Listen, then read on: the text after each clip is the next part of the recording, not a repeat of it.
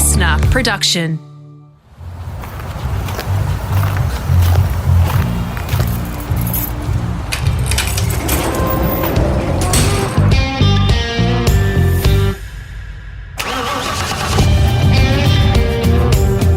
I'm automotive commentator and journalist Greg Rust, and this is Rusty's Garage. In this episode, I'm in Blacktown in Sydney's west at the massive Pick and Pay Less self-serve wrecking yard and auto parts business run by Speedway icon Garry Rush. The man they call the Master Blaster won a staggering 10 Australian Sprintcar titles while dominating the sport in the 70s and 80s. His decorated career actually spans more than 40 years, and at the height of it, he had a 60% podium strike rate. That is just staggering when you think about it. He raced in other categories too, and you may be surprised to learn that at one point he had serious Formula One ambitions, which seems like the absolute antithesis of the dirt and clay ovals where he became famous. Now retired from driving, the Australian Motorsport Hall of Famer still loves the sport, a dream that began on the other side of the track fence, watching on in the stands. Back in them days, it was probably 1963. We were typical young guys with their first cars, and they were early model Holdens, lowered and black wheels and some super exhaust on them, a Myers exhaust system. And we were there one Sunday afternoon with a mate of mine called John Price, and looking at the Westmead Speedway, and we were Holden fans. And all these Fords were out there winning all these races on the Speedway dirt at Westmead, and that's where the Westmead Hospital is now. Yeah. A lot of people don't know that. That's where Westmead Speedway was. And we thought, gee, why ain't there no Holdens here? So the next week we went to the local wreckers at Old Guildford, where we lived, and asked him would he give us an old Holden car, and we're going to take it to Westmead Speedway and race. So you literally built the thing yourself? We put some bar work in it, and we had a hot Holden engine with triple SU carburettors on it and all that hot stuff, and we took it to Westmead Speedway, and they were standing starts them days. Were they? Yeah. And the Holden, nothing could come close to it as far as acceleration. Them old Fords, they're old V8 Fords. But they couldn't. They didn't see which way the Holden went, but until we got to the first corner, and that was a problem. The Holden suspension wasn't built to race on dirt. It was built to race on bitumen roads, and them old Fords were built back in the 1930s, and that's all they had was dirt tracks. And so over the next few months, them old Fords become the glamour car to have. The Holdens didn't steer on dirt. Okay. Was the class called stock rods? Is that stock rods? Exactly, that's what it was. And I remember the gun stock rod driver of the day was Maxie Hugo. Yeah. And I think Steve Brazier's dad, Stan, he was a gun driver up there. That's the Brazier family. Yeah, and they're still in Speedway. We call them nowadays a speed car, but a purist knows them as a midget. Yeah. When you look at your career timeline, it seems like a relatively short period from all of a sudden you were in stock rods to the next thing you were getting opportunities in midgets. Back in them days, to go to the Sydney Showground as a young guy, never driven before, you have to go in the encourage race. Okay. They're called encourage race. And they're a demo derby. To get through there, it's a lot of luck. I was lucky enough never have to race in an encourage race. Okay. Because my luck come about is I got into a midget at Westmead. So the midgets used to race at Westmead on a Sunday afternoon in winter, and they used to race the Sydney Showground in summer. Yep.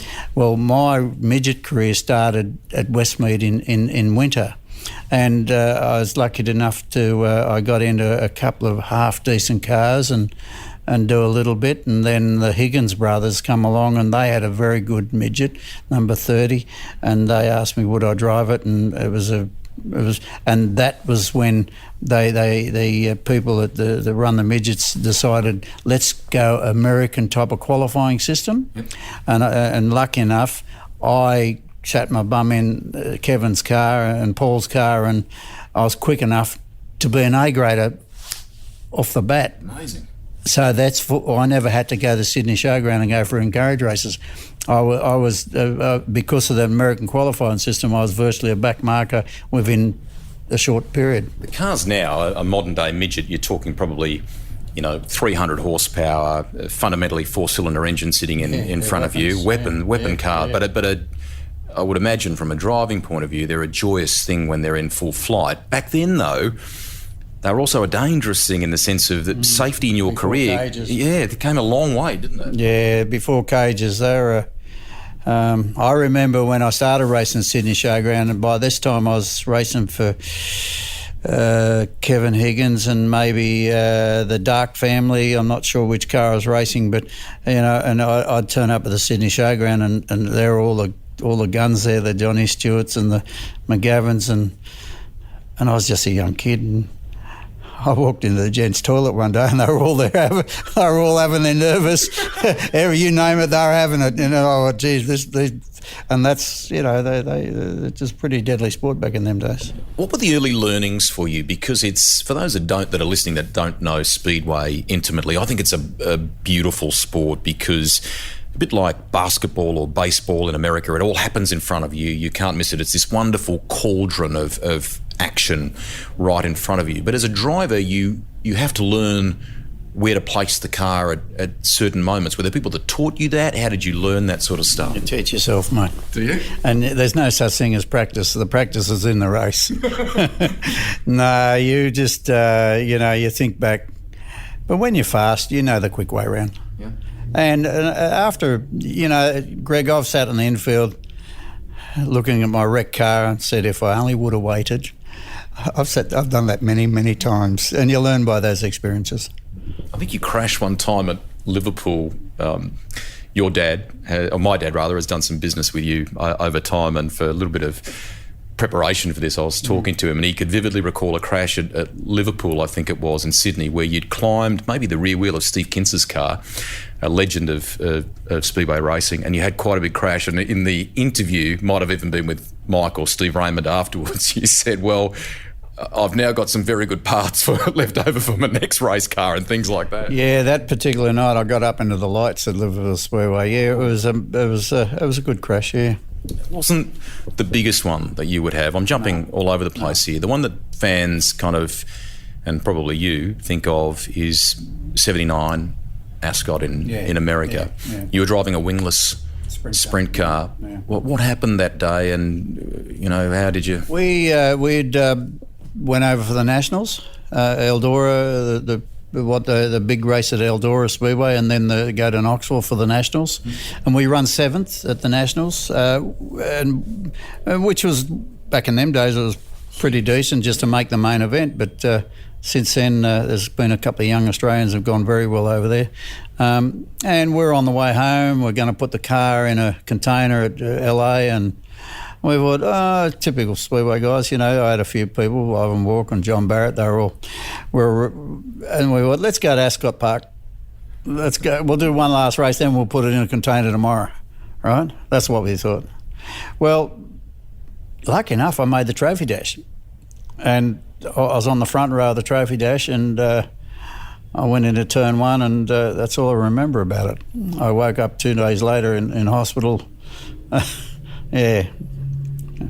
Were you in a coma for that length of time? Yeah. I hit my head pretty hard. I smashed all my helmet, but yeah. But I got over it. It took me 12 months to get over that one. Sometimes doctors, you can meet a couple of good doctors in motor racing that understand the game and are supportive in that regard. But often doctors you meet when it comes to motor racing will say, hey, that's enough. Or, were you ever told to stop at that stage? No, I remember when I raced for the McGee family at Sydney Showground. I was lucky enough to race in one of their cars for a couple of years. And I remember Headley... he was like advisor, great man, Almost a mentor? Yeah, he used to, he used to keep your feet on the ground a bit, he did.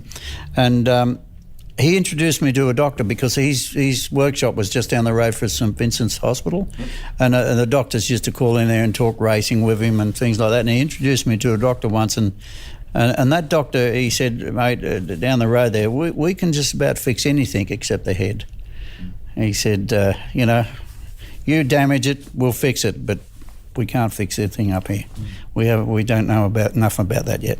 You mentioned a moment ago Sydney Showground Speedway. These days it is television studios. It's not what it once was, but it was an incredible track back in the day. You guys would command a decent amount of space in the papers for news on Speedway. I mean, it was thanks to the Raymonds. Yeah, well, that was my next question. Yeah. Yeah, they were Mike and Steve.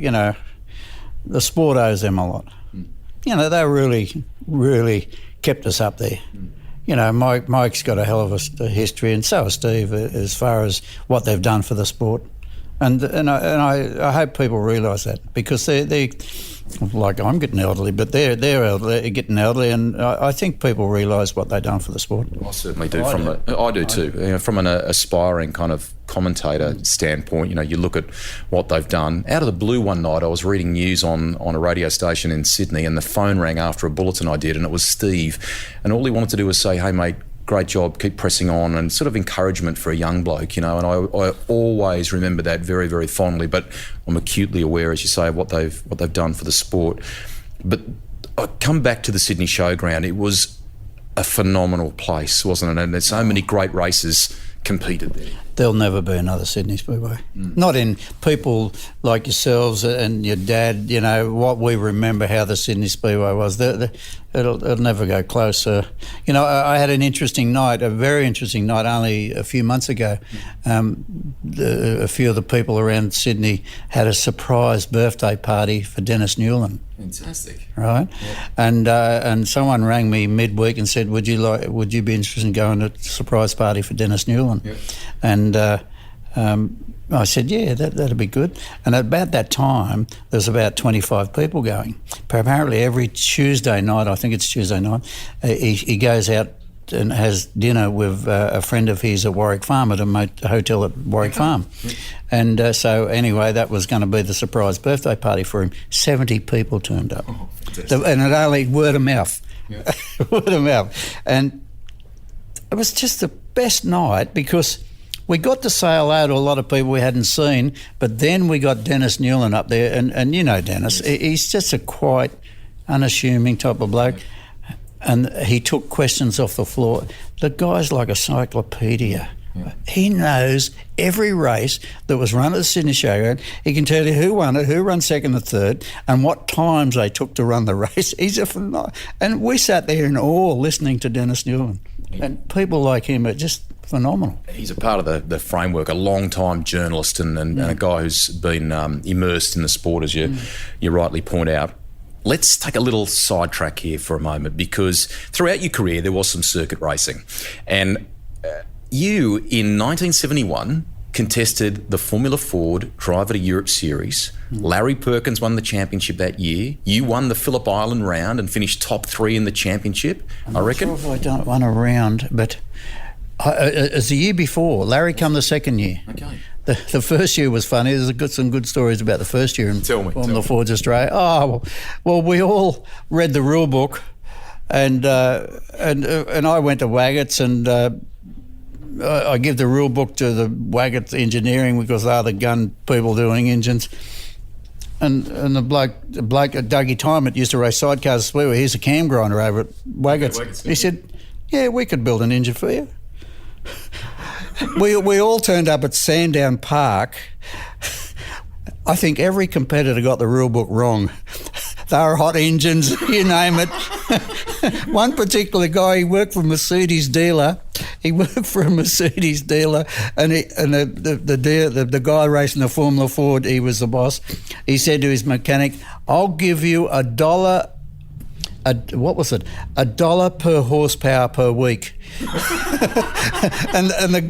We could only ever get 86 horsepower. Yep. I think it was 86 horsepower out of our Formula Ford engine. But everyone was talking 100 horsepower. And this bloke said, "Oh, I want $100 a week." That was his wages, right? So he got his boss $100 horsepower, right? But we went to the second race at Sandown, and he went past us going down the straight like we're going out of sight. They pulled him down. He had a hot motor in there. There's some good stories the first, second year. But Larry come along in the second year. Richard Knight won the first Formula Ford Championship and went to England, and I don't think anyone's ever heard of him before. Well, there's another story there because I followed him over to England. Yes. But Larry come along in the second year, the Cowangi kid, and mate, he was a gun right from Did you get on okay? Larry and I did. Larry, we did. Larry, we back in them days we had a few offs and different of opinions with different drivers, and Cams would haul you in, and Larry went and give evidence on my behalf in a few instances I got involved with. Yeah, fantastic. It is 180 of the kind of racing that we know you for, and for the great things that you've done in Speedway, mate. So, did you enjoy the whole circuit racing thing? And what was the spark that made you think, righto, I'm going to go and give Formula Ford a crack? Why did that come about? Well, I was a young bloke. I wanted to be world motor racing champion. So to follow Jack Brabham and kind of go to Formula One? I read all the books and said, I can do that. And I think every driver that gets into a racing car at that certain age thinks he's going to be world champion, right? And I read enough to where if you want to be world champion, you better go to England and get into a Formula Ford. And when Richard Knight won the world first series, I followed him over. I think I might have run third or fourth in the series. I think I might have run, I'm not sure. Okay. But I still had the belief that I was as good as anyone in the world. And I went and I read about this particular Formula Ford. It was a Merlin Formula Ford that Tim Schenken, I think, drove, and someone else drove it. And I think they both won Formula Ford Series in England in this particular car. And I seen it for sale. I said, I'm going to England to buy that car. That's the car I have to have, because I was a motor mechanic. I'm going to England to buy that car. So, and I had a wife and a couple of young kids at that stage, but I had enough money to save up to get on a plane. I went over there, but before I got there, Jody Scheckter had bought the car and he won the Formula Ford Series. Right? He won the Formula Ford Series in that same Merlin car, right? So anyway, what happened was I got off at Heathrow. This is quite a funny story, I'm told, too. Is that right? Well, Richard Knight's supposed to have met me there. I've never been to England, and it was summer here, and it was summer here, and it was bloody cold over there, and I got off the plane with a T-shirt on. Anyway, Richard Knight wasn't there, so I had an address. I got into a taxi, and he drove around for a half hour and charged me 20 quid. And I said, oh, okay, and that's the address, so that's where Richard's supposed to be staying, in that house there. And I seen this plane go across the top, and I said, where's that? You were still at Heathrow. I was still on the other side of Heathrow after 20 quid.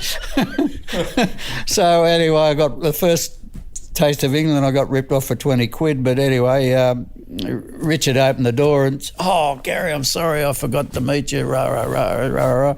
And then he said, well, oh, gee, I had a room for you, but it's taken.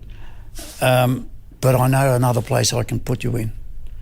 So he took me down the road. I think I stayed with Richard the first night. The next day he took me down the road and put me in this convent in England.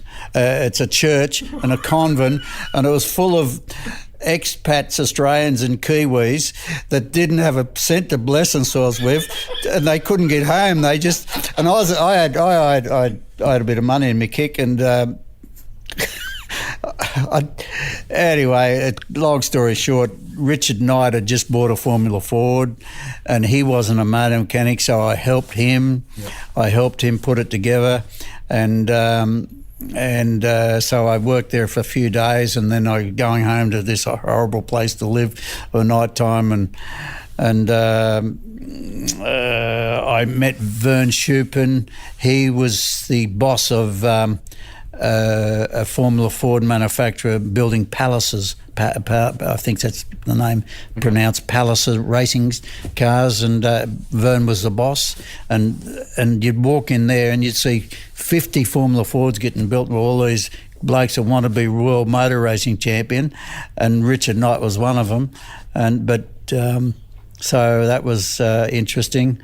And then I just happened to ring a friend of mine from California, Larry Burton, he'd raced here, and he's like a big brother to me. And I rang him and he said, where are you at? And I said, London. He said, what are you doing there? And I said, freezing to death. He says, it's 105 degrees here at Roseville, California today, and that sounded good to me. He said, you better get over here. And by this time, I'd spent about 4 or 5 days there, and my plans, because the car had been sold. And I remember going to a racetrack with Richard Knight. Yep. Just before he raced his car, and a place called Fruxton. Yes. And I was changing gears in the back of his Formula Ford in the snow. And so things weren't going too well for me, I tell you. But anyway, I remember going to Richard's first race at Brands Hatch. Mm-hmm. Brands Hatch. And I think Richard got punted in the first corner. But we had to get there at 5 in the morning. 5 in the morning. In the dark? Yeah. I remember stepping out of he had this old Volkswagen Combi there with the Formula Ford in the back, and I remember getting out of the car, and next thing I'm on ice. I slipped over Turkey. It was ice on the ground. That was London, and when you come from Sydney with this beautiful weather we have here in Sydney, snow and ice doesn't go down too well with me. That phone call to America, am I right in saying that because things perhaps hadn't gone as smoothly as you expected in that journey to the UK and the like, that you literally jumped on a plane and went to the States, did you? The next day, Vern was very good to me. Do you know Vern? He's a lovely bloke, him and his wife Jan. And they could see I was kind of homesick and nothing was going right for me. They said, come home for dinner tonight, stay at our place. By this time, I'd already booked my flight to America. But I did, and it was just lovely to stay with them that one night. Yep. And Vern ran me to the airport the next day, and on the way there stopped at Brabham's and showed me Brabham's factory, and things were starting to turn around. I was only there for maybe 5 or 6 days, and things were starting to turn around. But by that time, I'd already made plans to go to the States, and that's you asked me how did my career turn. Yep. What happened was Larry Burton picked me up from San Francisco, and I told him, by the way, Vern had won the first Formula Atlantic race at Brands Hatch in a Palliser racing car. He, an Australian guy, won the first Formula Atlantic race at Brands Hatch, right? When I got there, I told Larry on the phone what Vern had done, right? He picked me up from the airport. We're driving up Highway 80 to Sacramento. And he said, Garry, I've got your sprint car ride at my track. He owned a racetrack in Roseville, California. He says, you're racing on Friday night? I said, really? He said, yeah, I've got a sprint car ride for you. And he said, I just thought I'd show you the local paper, the Sacramento Bee. It was the local paper. Yep. And he said, just happened to read the sports page, and there was a photo of me racing at Roseville, California this Friday night. Garry Rush just beat Jackie Stewart in a Formula 2 race at Brands Hatch. True. And I said, Larry, you can't say things like that. That's not true. He said, these dumb Yanks wouldn't know the difference. Details. So that's Larry Burton. Anyone that knows Larry would laugh what I just said and know how true that's how Larry Burton was. Larry Burton was like a big brother to me, and I always said if he wanted to be president of the United States, he could have been. He was that type of bloke, you know. I love it. I love the side stories, and also too the journey to England. There is something that people that listen to the podcast may not have been aware of, and we're going to get Vern on for a chat at some point. I mean, his own career has been remarkable, what he's achieved in world motorsport. Before we move into the whole American and significant sprint car chapter for you, I want to just touch on a couple of the midgets to begin with. Firstly, I reckon my dad can recall meeting you for the first time at a Caltex garage in Auburn in Sydney. My first place of business, yeah. Your first place of business. Yeah. Tell me about that. Well, I worked for Suttons. Yeah. I served my time at Suttons Holden. Apprentice motor mechanic, yeah. And after 7 years, my old boss, Les Vag, who was just a beautiful man, he could see what type of person. He'd work me out, and he gave me the best advice I've ever had in my life. Which is? Go. I never grew up with Dad, you know, so my mum used to try and keep me on the straight and narrow, but Mr. Vag, he said, Gary, after a few, you know, he said, we love you working here, but he said, you need to go and work for yourself. Wow. He said, you resent authority. And he said, now that you've just started a racing career, because they were my first sponsors. Okay. Only a little bit of money, but they were my first sponsor I ever had. Yeah.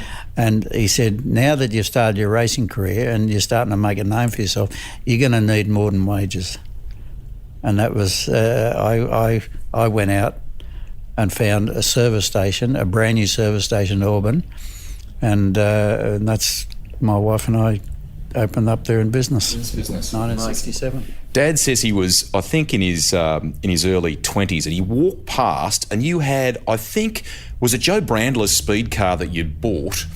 And he recalls a bit of a kind of short, not terse, but a sort of short conversation with you. You damaged the front end the night before, and you're a bit filthy with yourself. You're a bit annoyed at yourself for damaging. You always are until you get it fixed. What was that car like, and what are you? It was a beautiful little car. Yeah. That was a time when I'm trying to think. It's you know, I wanted, by that time I was an established midget driver, and I wanted to do well, and I guess the Dark family come later. I must have left the Higgins brothers, and I was looking for a better car to drive, and that one was for sale, so I went to Adelaide and bought it. Amazing. Did you enjoy, because you'd had that apprentice background, did you enjoy doing the prep on it yourself at that stage? Yeah, I had some good people around me back in them 2 days, or them early days. Was John Price. Yep. With you for a good 10 years or more, wasn't he, I think? Is it? Yeah, well, he left Suttons at the same time as I did to come and work with me, and we worked together for many, many years, and then John Barrett come along and took over from John Price. So I had two very good mechanics doing all the hard work. Look, when you go racing, you need the good people around you, and I was very lucky to have that. Yeah. I think when you look back over your career, I mean, correct me if I'm wrong, Barrett's a great friend, mate, and in so many ways, isn't he? And he's been with you for such a long period. And when you would walk into the, you know, as a kid, when I was walking through Parramatta, or now what it's called Sydney Speedway there, he was a figure that was always a constant in your, you know, the group that were around your car, wasn't he? Well, I don't think there's many race car mechanics around that's got a winning record like John Barrett. Mm. You know, I had a pretty good record, but then he was, when Shots was racing for us, you know, all them wins that he had, John's a very good, hard worker, good thinker, very good thinker. Ivan Walker was in the mix as well, and I reckon I saw one TV interview where someone asked him about you, and he said, when it's going right, he's terrific, but if the night's going to custard, if it's not going well, you're a bit of a tough bastard too, aren't you? It was always his fault. And any good race car driver, it's not going faster, it's a mechanic's fault. He's going to have a sip of his cup of tea, which is great. The big powered sprint cars would be the most successful chapter of your career, mate. Yep. And I want to try and get your recollections of the first drive of a sprint car that you had in the United States. And if memory serves, it was in the early 1970s. What was the track? What are your recollections? And was it Gary Patterson that was involved in helping to tee that up? When Burton took me to Roseville, he called a day, and it was kind of must have been on a Thursday or something. He said, I'm going to have a bloke come in, because Larry had a bitumen track. Yep. And a high bank quarter-mile track. They used to do 10 seconds a lap or something, right? Crazy. And he said, that is nuts. If you just stop and soak that in for a minute. Yeah. And anyway, he said, I'm going to have a guy come along and show you how you should drive these high bank tracks. Well, GP turned up, and he said, right, that's good. And Gary had a long hair down his two shoulders, and a typical hippie. And he said, right, okay, we're going to show you how to drive. Who's got the beer around here? But anyway, he'd do a few laps, I'd do a few laps, and after a couple of hours, I had it pretty down pat, you know. He's quite a character in the sense of a couple of things. I mean, he very well educated. I think his brother was a state senator. Amazing. Yeah, he come from a very well educated family. Yeah, and yet he was the wayward one, wasn't he? Exactly. But you know, if you knew GP, like he's a nice bloke. Everyone to look at him, most people scared to look at him. Yeah. But no, he was a gentle soul. Describe for the audience what the sensation of driving the car was like. I mean, if you were to tell someone that doesn't know Speedway now about the cars, I mean, they're an amazingly addictive thing, I think, in the sense that you have nowadays, you know, what are we talking, sort of 800 horsepower or they're up to heading towards 1,000 horsepower now. Heading towards 1,000 horsepower now. 960 horsepower now. And you sit on it, you know, for terrible description, but it's a bit like you're sitting on a dunny with the engine right in front of you, 900 to close to 1,000 horsepower nowadays. I mean, and you need the wing to work above you, don't you? Oh yeah, they don't work without a wing. They're designed around that wing. No, the best car in the. You asked me 20 minutes ago what turned my career around was, or what changed was driving a sprint car. Was it?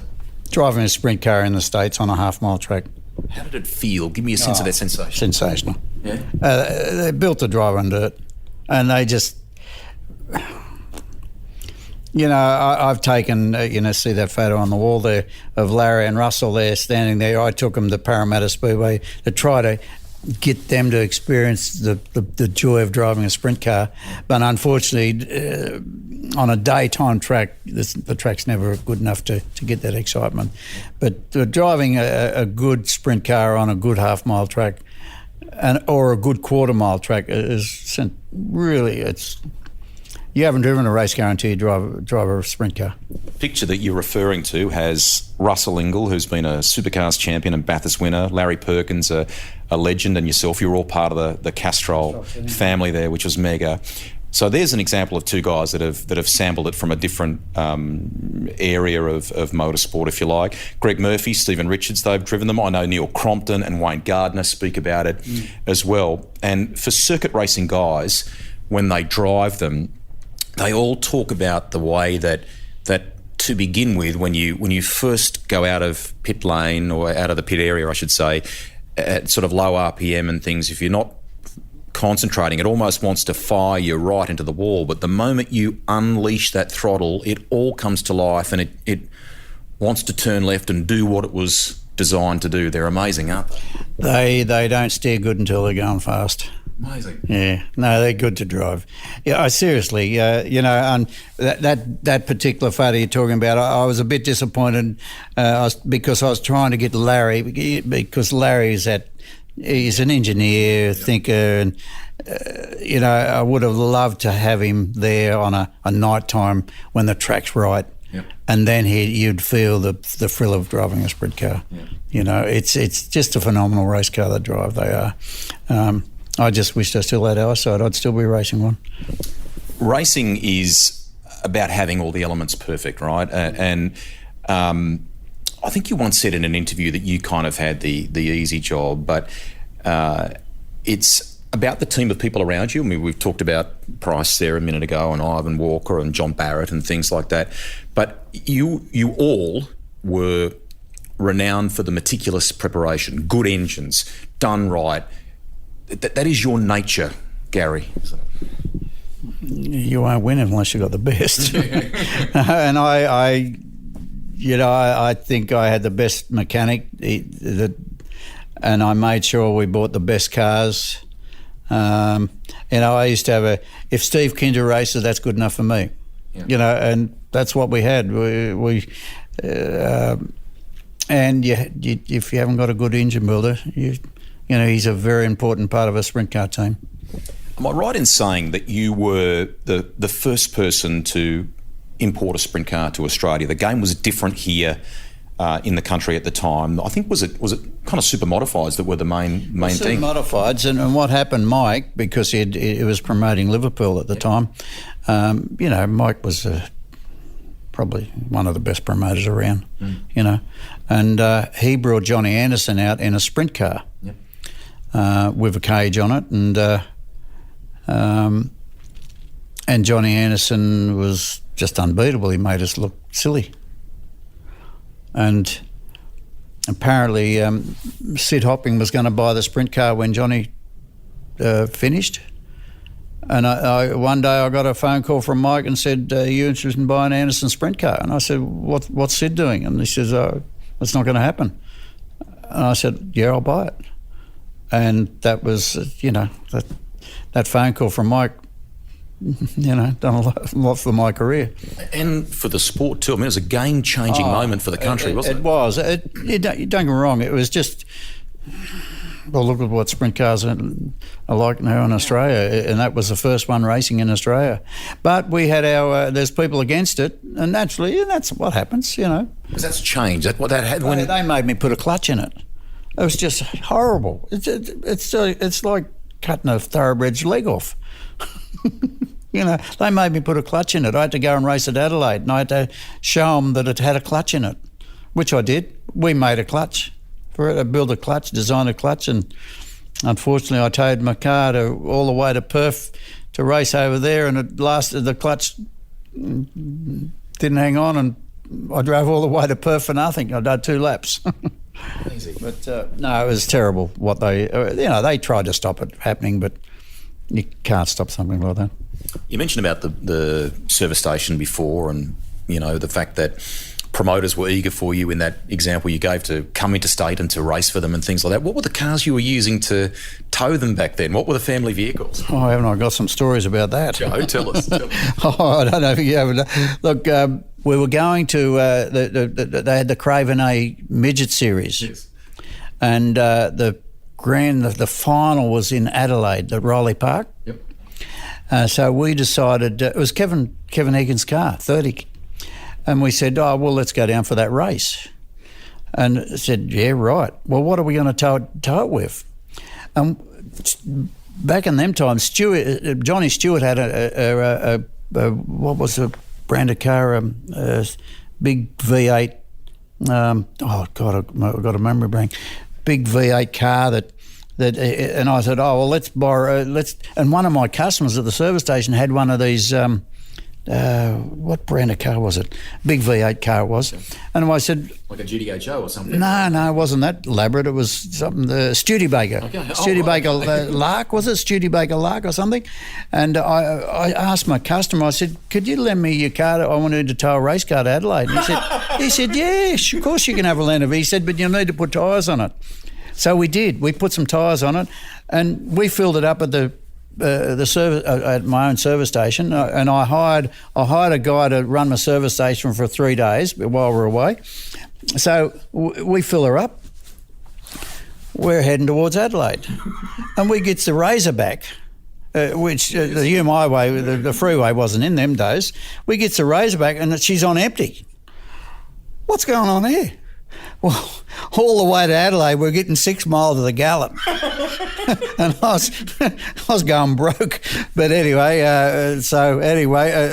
we stopped at Wagga and we said, there's something that can be wrong. So we went to somewhere and see if they could tune this Studebaker lark up, and they couldn't find nothing wrong with it. Then we stopped at Balranald, and something has to be wrong. It was going for a fuel like it was. But anyway, we got to Adelaide. I was broke by the time we got to Adelaide. Anyway, we run fifth in a Craven State round, right? On the way home, what we found out why this Studebaker wasn't, we put tyres on, but they're too tall a tyre, and it's high geared, and it was labouring all the way to Adelaide. That's why I was using fuel, because on the way home it started running, so we backed off the throttle, and all of a sudden we're getting half decent economy again. But anyway, the crunch came when the cheque come in the mail. $1.20 only. Prize money cheque you're talking about? The price, $1.20 only. And I said, I'm not cashing this. This is a good story. So I kept it in my wallet. And I remember going to Brisbane, I don't know, a year or two later, sometime later, I'm not sure. And Frank Arthur was the promoter up there. And by this time I'd started to make a name for myself, and they were starting to give me appearance monies and things like that. And I went to Frank Arthur's office to get my appearance money, and somehow I told him about my $1.20 only. I told him the story. He says, "I'll give you I'll give you $50 for that cheque." I said, "What for?" He says, "Because every time a competitor comes in here asking for more money, I'm going to tell them your story." That'll be like the example. I love it. I love it. Fantastic. No, I didn't sell it to him. I kept it, and I forgot what happened to it. We lost it somewhere.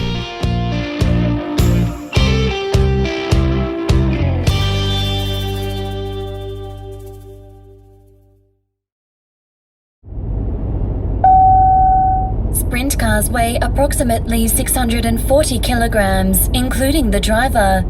When combined with power outputs of over 900 horses, it gives them a power-to-weight ratio comparable with a Formula One car. But you drive them on the dirt and sideways. The achievements that you've had in sprint car racing are phenomenal statistically. I mean, I'm very happy with it, yeah. You should be. I mean, when you first started out, clearly you enjoy the competitive element, and was there ever a moment of doubt for you that you couldn't make a career out of it at any point?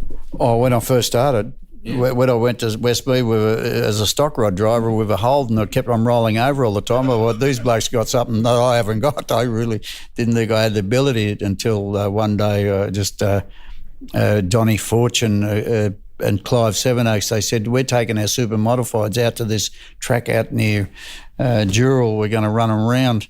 And that was the first time I'd ever sat myself in a car that you put into the corner and it'd steer good. It'd control slide. You couldn't control the slide on an old FJ Holden, the early model Holden.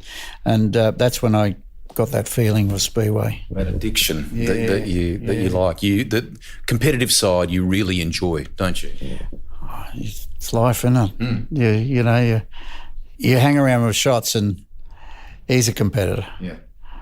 And I think I was. I wish I was good as him. He's one in a million, that bloke. But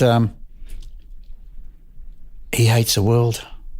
You're talking about Donny Schatz, the American, who's an amazing racer. If you're competing against you're the enemy. You're the enemy. But no, you race. You race to win, mate. Mm. You know, when you look at Formula One today, it leaves me a little bit cold. But Formula One's not a sport. I've been involved in the sport. Formula One's a business, I think. Yeah. It's I just if you're going to do something, you do it properly and try to do it as good as the next bloke. Were you an intense guy on race night? What was Garry Rush like? Oh, yeah, I think I was. Yeah, people. I used to worry. You could walk through the pits, and if you said hello to everyone said, "Oh, look at that big head." And then if you walk through the pits and said nothing, they'd say, "Look at he." You couldn't you couldn't make them happy. So I used to say nothing. I used to get to the pits. You wouldn't see me walking around talking to other people at the pits because I just, you're there to race. You know, you're not there to socialise. You know. Is there a title in the many that you have won in your incredible career? Is there one that you have a soft spot for that is you know, close to your heart? No, I've done everything I wanted to do, and you know, but it took me a while. It took me a long time before I won my first title. And but Larry Burton used to keep my feet on the ground. He said, "When you're ready, you'll win it." And when I did, I started winning a few. Yeah, but no, nothing's. The World Series it come along. I was quite instrumental in the early days of World Series. A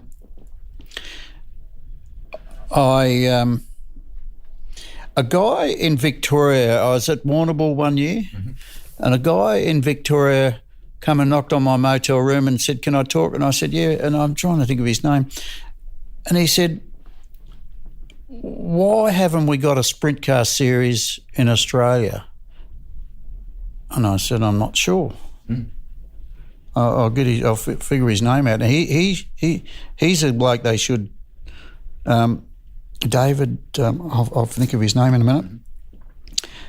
And he said, and then anyway, I couldn't answer his question. And then a few days later, he called me at work and he said, "If I call a meeting with all the influential people around Sydney or Australia to have a meeting in Sydney to discuss why isn't there a race series for sprint cars in Australia, would you attend?" And I said, "Yeah, I would." And sure enough, he put it together, and we all met at a hotel at Sydney King's Cross up there. And we all sat around. You name it, they were all there. Bob Kelly from Queensland. Just everyone was there. The blokes that meant something in the sport. And that's how World Series was formed that day. And what happened was we discussed why we need a series. And probably the only bloke was against it was Mike Raymond, because he knew he was going to lose all his drivers, stars. You know, he'd spent years building these stars to race at Liverpool, and this series was going to take them stars away from his track. But anyway, we all agreed to put a series, and I said, "Well, look, this is not the first meeting I've been to talking about the future of our sport."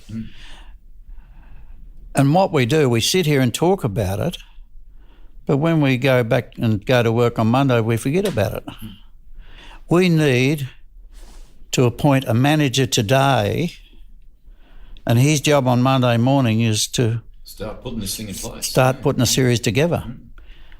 But first of all, you can't do that without money.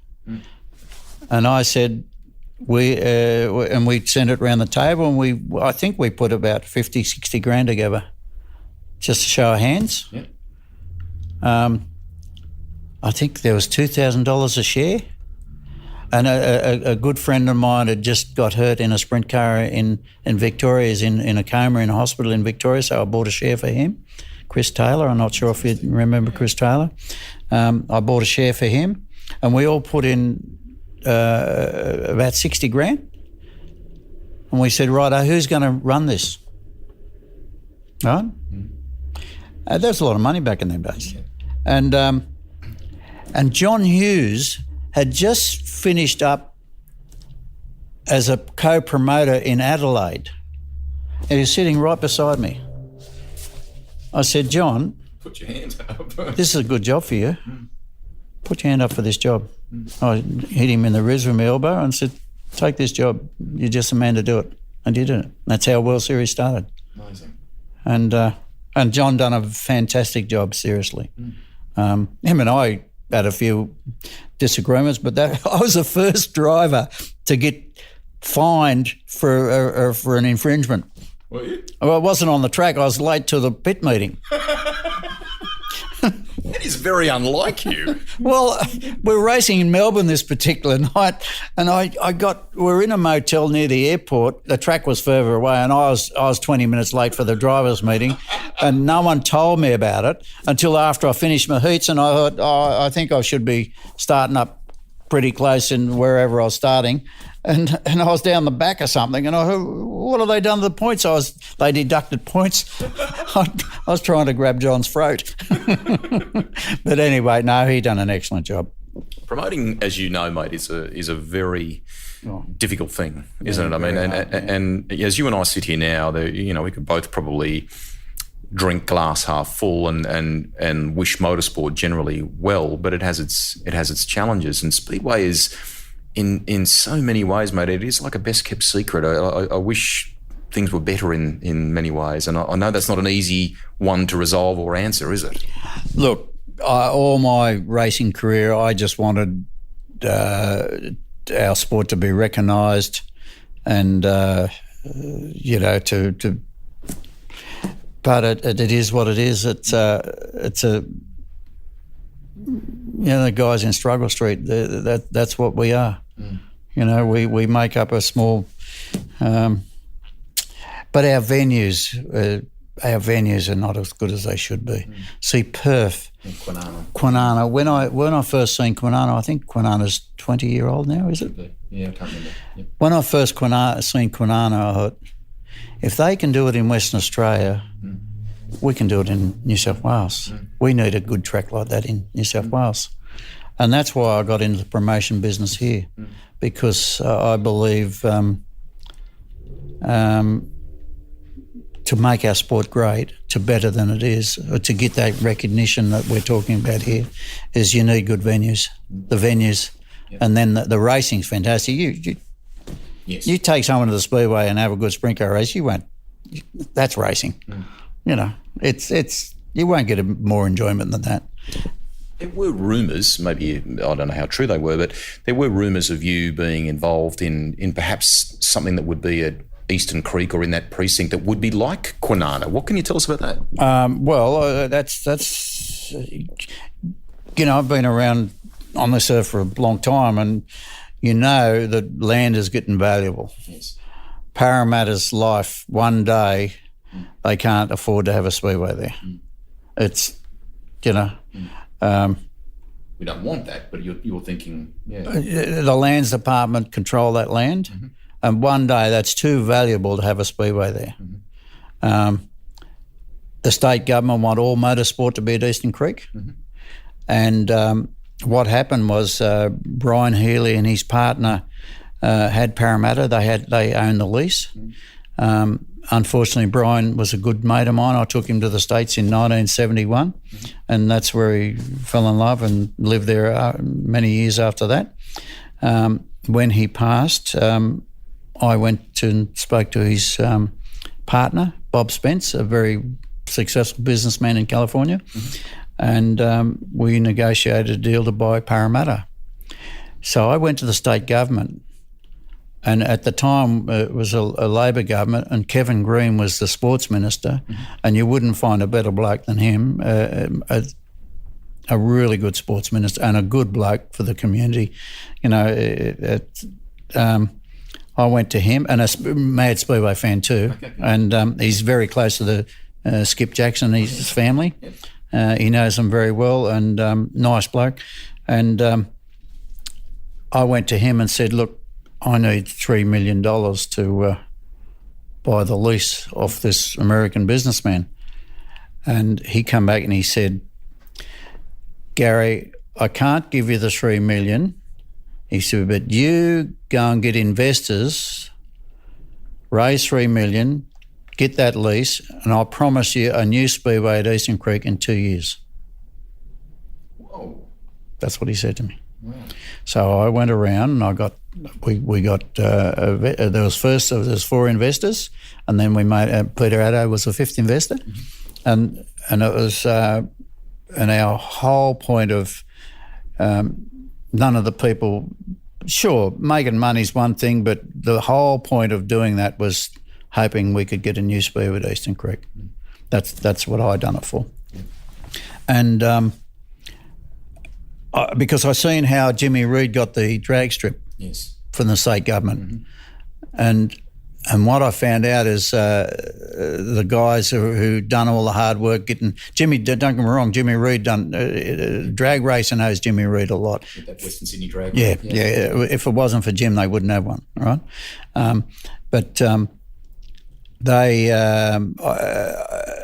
Jimmy, I've known Jimmy for years and years, and he said the bloke that helped me get this drag strip was a guy called Byron Patching, and so I got in touch with Byron Patching. I said, you better get your bum here into my office and we talk about let's get in the Speedway.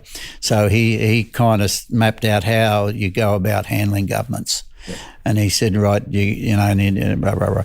Anyway, Kevin Green, the sports minister, one day rang me and said, could you and your partners come to my office in Sydney? I want you to introduce you to a guy. So we went in there, and he was the boss of the lands department, the boss. And he said, I want to buy this Speedway off you. And we all had, by this time, we'd realised that, look, having 4 partners is not easy. Yes. It's not easy. Yeah. But it was going along good. It was this partnership was going along good, but it was starting to get a bit, you know, having 4 or 5 different opinions is not good for any business. But anyway, he said, I want to buy the Speedway off you. And we thought, oh, beauty, good. And then I said, but we didn't buy the Speedway for financial gain. We bought the Speedway to get a new Speedway at Eastern Creek. He says, oh. He said, well, you know, I'll go and have a look into that.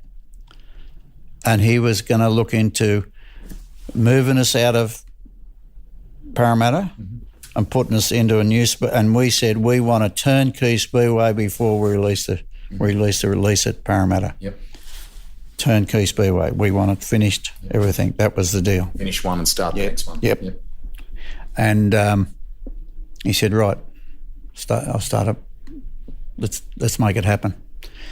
And what they did, they wanted to put an air ambulance, a helicopter, an air ambulance service at Parramatta Speedway, and they're going to spend $300 million or something because if an accident happens here, they want to get a helicopter. That accident, it's the traffic's, you know, and it's very centrally located in Sydney. Yeah. And then they had that helicopter avenue. I think the airwaves, only helicopters can fly in certain parts of Sydney. And so they thought they were going to build, but we wanted a Speedway at Eastern Creek. And it was that close. And why did it not go ahead? Unfortunately, the bloke was not a bad bloke either. He was on the front page of the newspaper, him and a government minister. Oh, no. And he had the decency to ring me and tell me, I'm sorry, very sorry, Garry, you've obviously read the papers, and that become a problem. So freakish timing, just what... And then the next state election, the Labor got voted out and Kevin even lost his job. And we'd put about 4 or 5 years' work into it. Crazy. We're very close to getting a new Speedway at Eastern Creek. Sad. Let's talk rivals for a minute during your career. When you were driving, who were the guys that made you bristle? Well, it was always George. George Tatnell? Yeah. You know, we miss him. He was a Hollywood sort of character. He's just that flamboyant type of bloke, and he you know, the sport misses him. No sport needs blokes like him. You know, but as a rival, we had a lot of arguments, but I think he respected me and I respected him. There's Steve Brazier. He was my competitor. If you want to race in Perth, you better race against Alf Barbagallo. Yep. If you want to race in Brisbane, you had to race against the Kellys. Who else? I'm probably forgetting people. If you want to race in Adelaide, you better race against Bill Wigsell. You know, all great people that have done their bit for the sport, you know. Because of its kind of American origins, that there are moments in Speedway where blokes have shaped up to one another to iron things out. It does happen. And Sid have had a few. Yeah, well, that was my next question, because it happened with you and Sid Moore, and it ended up, I think, going to court, didn't it? Did it get settled in? One of them got settled in court? That's one. There's two Sids, Sid Hopping and Sid Moore. Well, tell me, go one at a time. What happened with each? Sid Hopping was the one, but because that was typical, Mike. When you went to Liverpool Speedway, you had to beat Sid Hopping and Sid's a lovely bloke. He really is a lovely bloke, but in the car, he's just. Anyway, he's a lovely bloke. I can't imagine you shaping up to someone. I can't. Oh, well, someone put you on the head in the first turn. It wasn't deliberate. It was just stupidity. Yeah. You get a bit angry. Yeah. You know. That's not the style of racing you enjoy. You enjoyed the whole let's go wheel to wheel, but not... Yeah. There's a photo getting around. It's the best Speedway photo you've ever seen, I believe. That's because I'm in it. There's George and I at the Sydney Showground. Yeah. If you ever find that photo, go and have a look at it. If you don't think that's close racing, you know. What are you in there? Are you both in midgets both there? In midgets, yeah. Yeah, no, it's very good. Yeah. It's a good photo. Look it up. Will do. Righto. Sid Moore. What happened there? Because from what I can gather, you got off on, was it on the basis of the fight took place in the pits rather than the track or something or other? What happened there? I owe a lot to Sid Moore. Okay. I owe a lot to Sid Moore. He gave me my first Australian title. Yep. But anyone knows Sid, he can make you up. He can make you wild. He's just the way he is, and no one's ever going to change him. Somehow or other, I was racing for him. I was successful in his cars, and then I left him and went to race for someone else, Jack Maggs in Victoria, and I think Sid always held something against me. And one time in Adelaide, he deliberately tried to run into me, missed and hit the fence and rode himself off. And 2 weeks later, we were racing at Newcastle. He didn't miss me this time. He got me, and I was in a brand new car, and I wasn't happy about it. You did go and compete at Bathurst on more than one occasion. So let's talk a little bit about Bathurst. Was the first experience in a GTHO Falcon, and what year was that? Phase 2, 1970. How was that whole experience? Excellent, yeah. It was pretty good. I'd met up with, here's my first Formula, he owned my first Formula Ford, Brian Burt. Yes. It was a good story. I was over at Waggett's getting my engine done, and Garry, he was a Mercedes-Benz dealer in Liverpool. He's got a tragic story to that too. This Garry, I always forget his name. He said, "Have you got a sponsor for this car yet?" And because I own this Formula Ford, I was getting this Formula Ford built by Bowens. Bowens were building Formula Fords, and he said, "You got a sponsor for this car yet?" And I said, "No, I haven't." And I had about 6 or 7 grand tied up in it as my worldly wealth. And he said, "I think I know a bloke that might sponsor you on this." I said, "Really?" Anyway, he rang me and said, "Here's a number, give him a call. His name's Brian Burt. Yeah. He's got a Ford dealership at Wollongong." Yeah. And so I rang him, and he said, "Oh, yeah, Garry." He says, would you like to come down and meet us?" And I said, "I'm leaving the office now." And he said, "Oh, it's a bit foggy down here today. Maybe you shouldn't." I said, "That won't worry me. And on the way down, I was thinking to myself, now I've seen these sponsors before. All they want to give is a pint of oil or something. I said, "There's no way he's going to get me.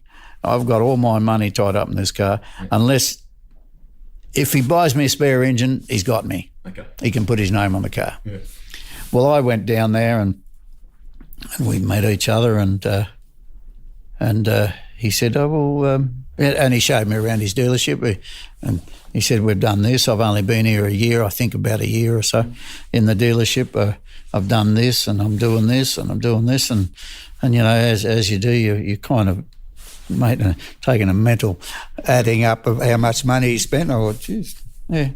And then we went back to his office. He said, well, what does other people do in this case? And I said, well, there's a team in Victoria, Bib Sewell, Sewell Ford, and Bib Sewell was a famous Australian racing driver.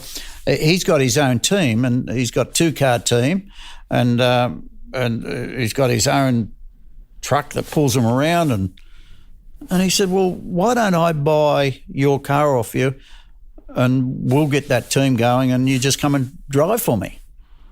Fantastic. I'm driving home thinking, am I dreaming this? and that's how the relationship started with Brian Burt. And, you know, it was very good.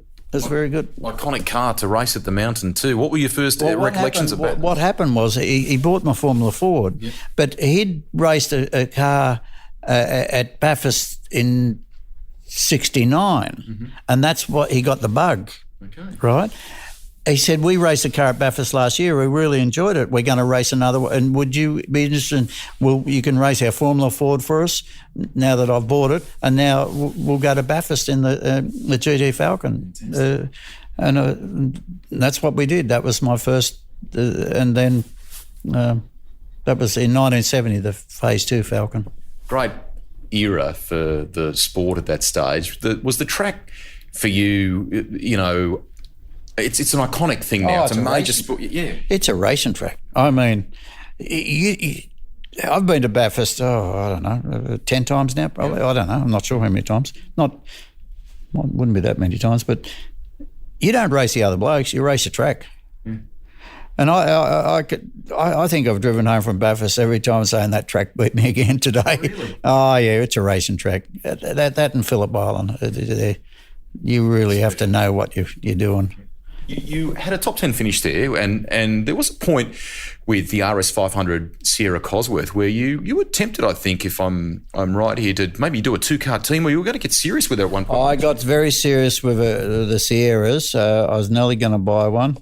I was lucky enough to Valvoline before Castrol come along. I got to know, we're buying a bit of oil off the Valvoline, and I got to know the boss of Valvoline, and somehow we struck a pretty good friendship going. And what happened? Ray Lintott, who was a Sydney car dealer at the time. I think he's gone to heaven now. Yeah, I knew Ray as a car dealer. He got a Dick Johnson Sierra, and I think we put Valvoline sponsored it, and they I think Valvoline put up $25,000 for me to have a drive. Fantastic. And Ray was in it, I was in it, and a good young bloke, a little bit younger than I was, I suppose. He was very, very good. He was very fast around there. Trying to think of his name.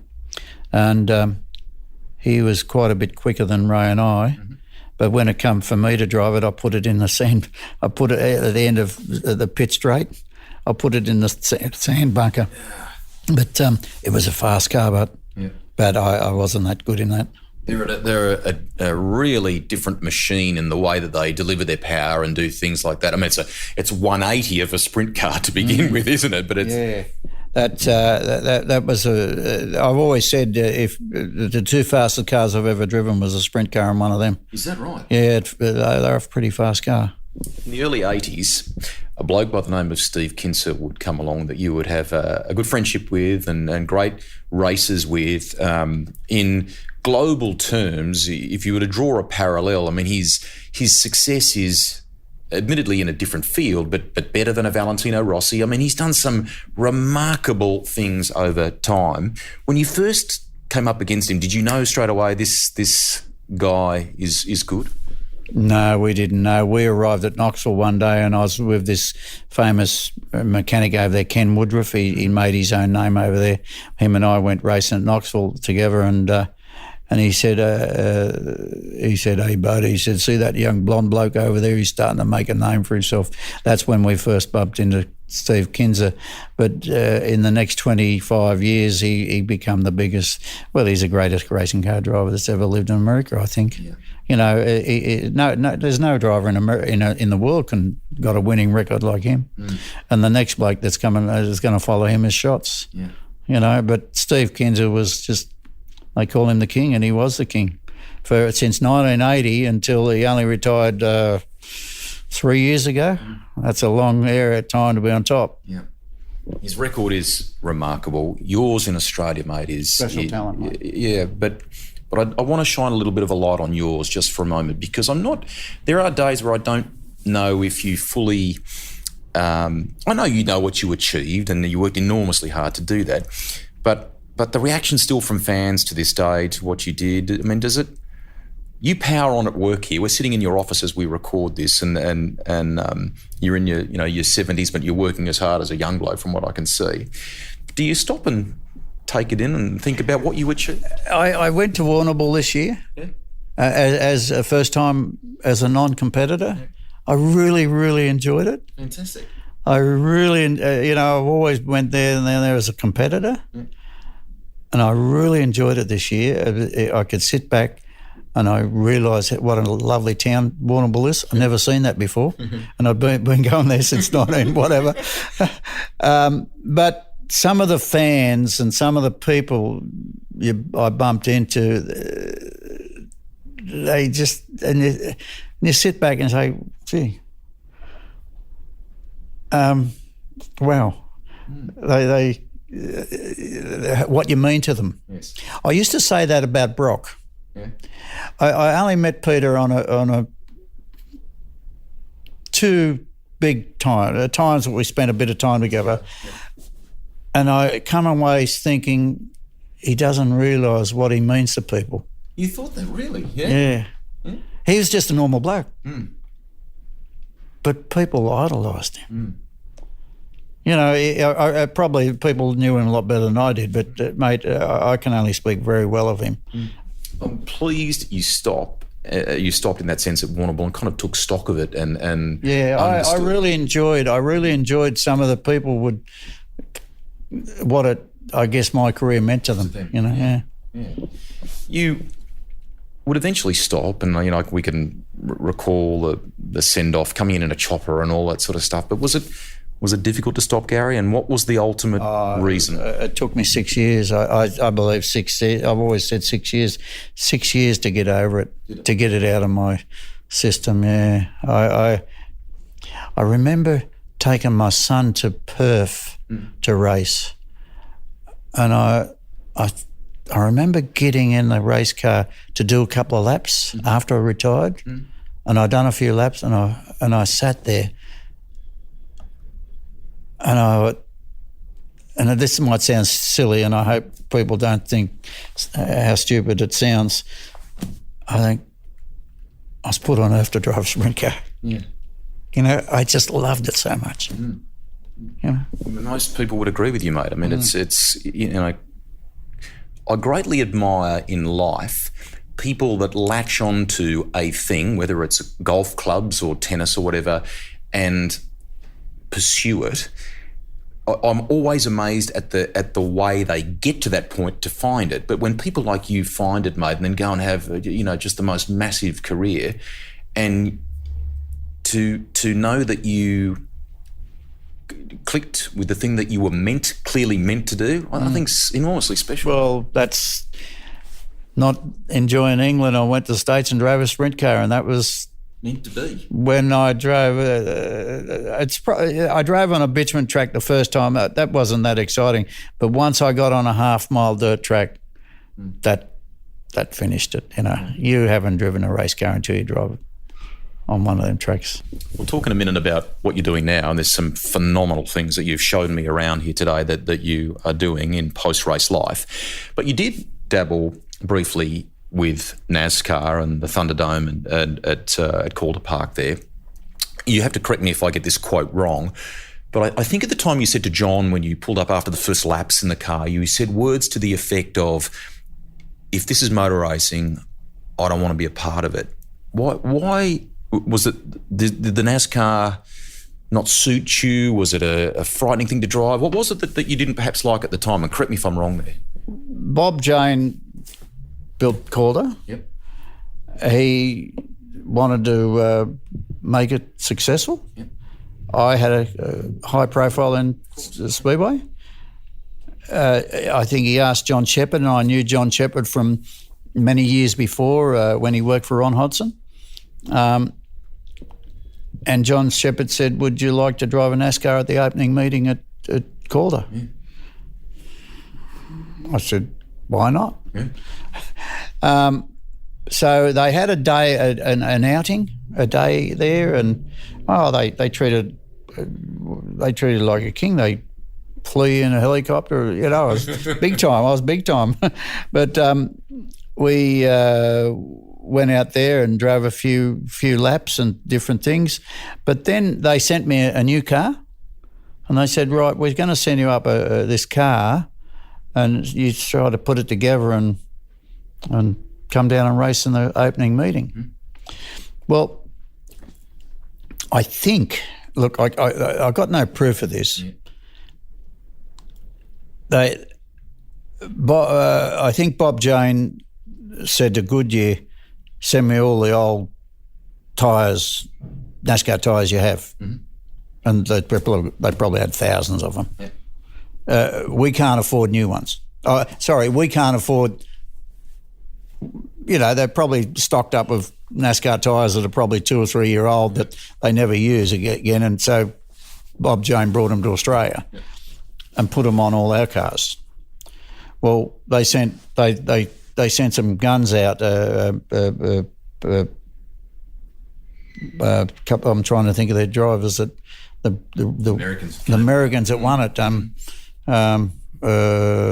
What's it? Neil Bonnet. Yep. Neil Bonnet and one of the two brothers that were here. Mate, on race day they made us look silly, and I think they brought their own tyres. Oh, really? Because our tyres were 2 and 3 year old, and they're like being on a skating ring. Mate, I had 2 spin outs prior to the race, practicing, and I kept it off the fence. I didn't bend the car. The second one, I was backing up to the fence and I left enough room for a car to get through. And thank God the bloke was coming at me, got through there. If it would have been anyone else, I reckon they would have drove straight through me, but it was Jim Richards. And he was a master. Yes. He got between me and the fence. I don't reckon anyone else could have done it. Wow. And that's the memory. And I come back into the pits and John Barrett said, "You're white." I says, I'm scared to death that these cars just don't handle. They just don't handle, right? So we're scratching our heads and saying, oh, what do we do? What do we do? What do we do? So a friend of mine, a friend of mine, he goes and gets Neil Bonnet. He goes and taps him on the shoulder and he said, mate, we're having trouble with this car down here. Could you come down and maybe give us some tips on what we're doing wrong? And by this time, Neil Bonnet, he had busted bones, but he walked down with a limp. Nice bloke. Mm-hmm. And he said, what are you doing here? He said, let's do this to this car, let's do this to this car, rah, rah, rah, rah, rah, rah. And he said, mate, let me do a few laps in it. So he does a few laps and he has a spin out. Whoa. And he comes back and he said, yeah, well, you could do this, you could. I said, yeah, mate, you spun it out. He says, just making you feel good. Just making you feel good. and then he said, I know of your name. You're a friend of Jack Hewitt's, aren't you? I said, yeah. He said, well, yeah, you're a sprint car driver. Yeah, well, everyone knows Jack Hewitt. Well, let me tell you about these cars. He says, compared to sprint cars, even when they're good, they're still shitty. Compared to sprint cars. And that's what he said. Yeah. In the office where we sit here now, there is, I'm pleased to say, a bit of memorabilia from your career. I mean, you were inducted. That mine's up there. I'm pretty proud of. You should be. Hall of Fame induction and all sorts of things from an incredible career. But you have, a little bit like Marcus Ambrose, who I spoke to recently for the podcast series. I met him. Where did I meet him recently? Warrnambool. Yeah. He was at Warrnambool. Yeah, that's where I met him. Yeah. He still enjoys it. But like you, he's given away some of the things either to charity, and you've done some great things for like the Children's Hospital and stuff like that, mate, over time with your helmets and some of the memorabilia, haven't you? I was, my wife and my family were blessed to have twin girls with my daughter 21 years ago. And they were born 3 months premature. Wow. And at Penrith Hospital. And I know what Jodie went through prior to giving birth. Yep. And they're moving around to, one day she'd be in this hospital, another day she'd be in this hospital, because they only had these humicribs for babies. They only had so many of them. Wow. And they wouldn't, if they had a spare one there, that's where they'd send her. And then all of a sudden that'd be taken, then she'd have to move to another one where there's a spare humicrib, right? And anyway, after my granddaughters were born, they were very tiny and miniature, and I had a shed full of trophies. So we sent them to the Speedway, auctioned them off, and raised a lot of money, and we donated that money to the half was to the Westmead Children's Hospital, and half was to Penrith Nick Wood. Well done. Just to see if we can get some money happening for the hospital for these little humicribs. Well done, mate. Great initiative. We are at Pick and Pay Less in Western Sydney in Blacktown. In the podcast, we talk about cars and bikes and things that people that have either raced or owned are passionate about. But one thing I've never discussed is about what happens to cars at the end of their life if they're not restored or kept or something along those lines. Recycling is a massive thing, isn't it? Yeah. It's around the world. Yeah. We sell 1 million new cars a year in Australia. Yep. And we recycle 200,000 cars in New South Wales a year. That's amazing. Yeah, and the car life is, when I come here 21 years ago, the average life of a car was 15 years. Mm-hmm. You could drive around a car 15 years old and not feel that bad. But now, the average life of a car now would be under 10 years, I think. Okay. And so, them cars are going to be ELVs, that's what the industry calls them, end-of-life vehicles. Mm-hmm. And it's a massive industry, mate. So you have here, if people want to come and repair their own car, they can come and acquire parts from some of the wrecked cars to begin with, don't you? There's a massive stock, if you like. There. We're in the western suburbs of Sydney, and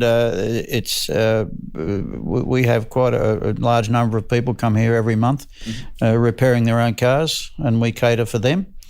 But also we've just recently, in the last 3 years, branched out into recycling in a bigger way, in as much as recycling in the scrap metal industry, and spent a lot of money doing that. And it's never been done in Australia. What I'm doing here, it's never been done in Australia before. I've seen it happen in South Korea. There's one company over there in South Korea doing it, and similar to us. And but I'm.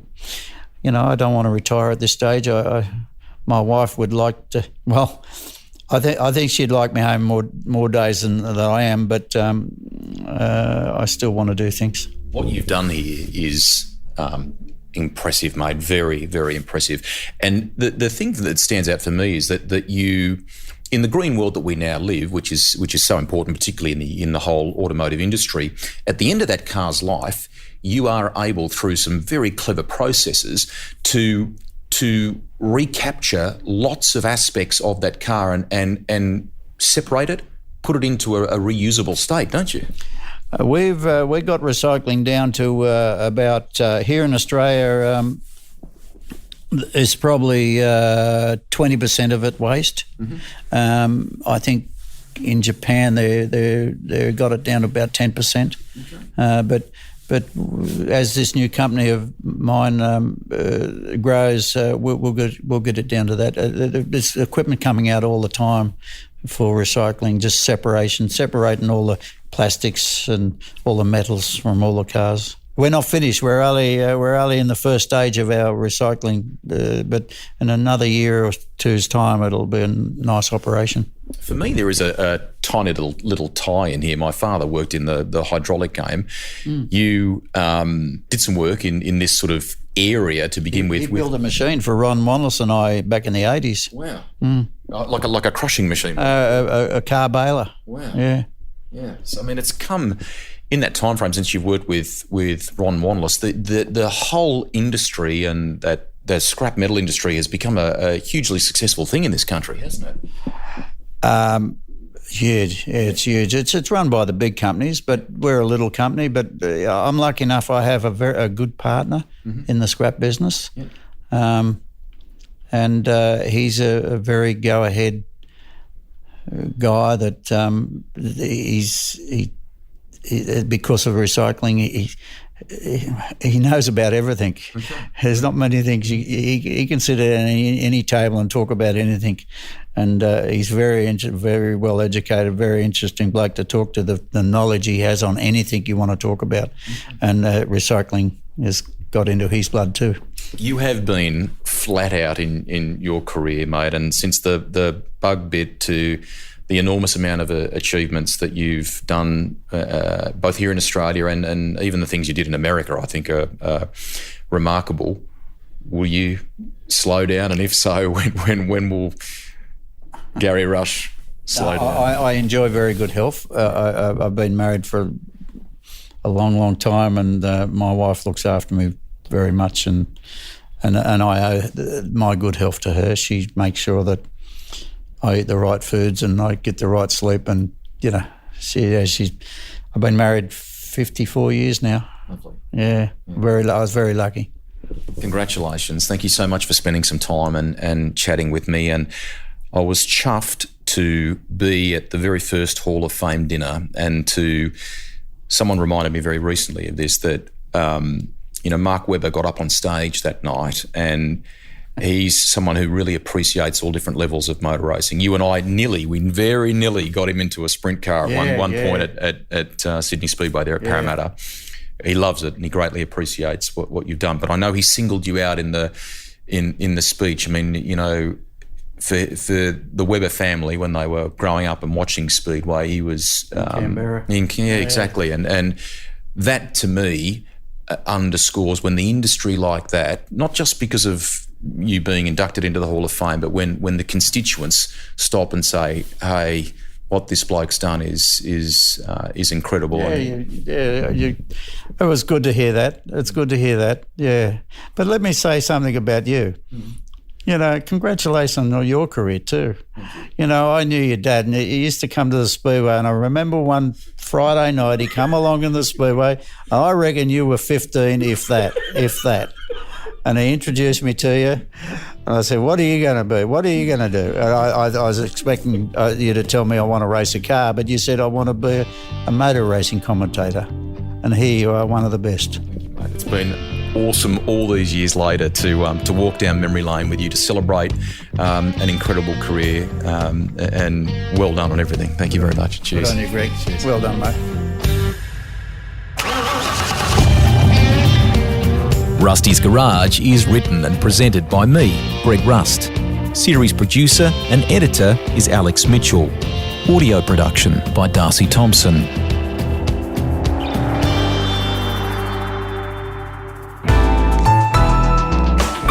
Listener.